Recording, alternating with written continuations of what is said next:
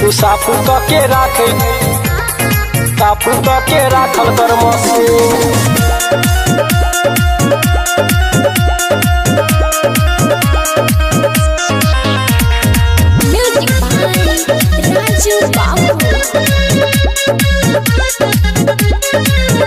हे गे छौरी तोरा शादी के बाकी छो कुछ दिन, तू साफू के राखे गे मशीन। तू साफू के राखे गे मशीन, राखे गे मशीन। हे गे चढ़तो तो हर साई राती दिन, तू साफू के राखे गे मशीन। तू साफू के राखे गे मशीन, राखे गे मशीन। हे गे छौरी तोरा शादी के बाकी छो कुछ दिन, तू साफू के राखे गे मशीन। तू साफू के राखल कर मशीन, बुझली गे। तू साफू के राखल कर मशीन।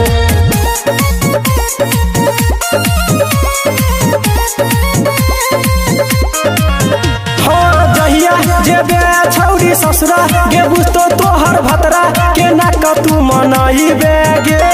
शादी से पहिले खेलले तू ऐसा न खेला के नाक समझाइबे गे, के नाक समझाइबे गे।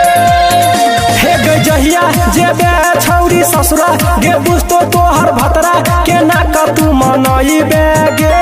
शादी से पहिले खेलले तू ऐसा न खेला के नाक समझाइबे गे। हे गे देखे में लागे छ तू हसीन, तू साफू के राखे गे मशीन। तू साफू के राखे गे मशीन, राखे गे मशीन। हे गे छौरी तोरा शादी के बाकी छो कुछ दिन, तू साफू के राखे गे मशीन। तू साफू के राखल कर मशीन। तू साफू के राखल कर मशीन।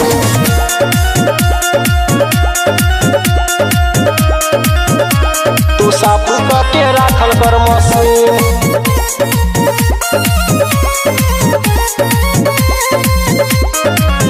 हे गे बहुते जे छाई एक्सपीरियंस हे तो नहीं गे सीरियस, सही सा करवाई ले गे। सुनील सुमन रितेश गे दाई छौ चांस फाइनल करवाई ले गे, फाइनल करवाई ले गे।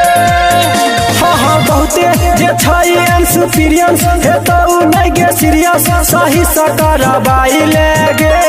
सुनील सुमन रितेश गे दाई छौ चांस फाइनल करवाई ले गे।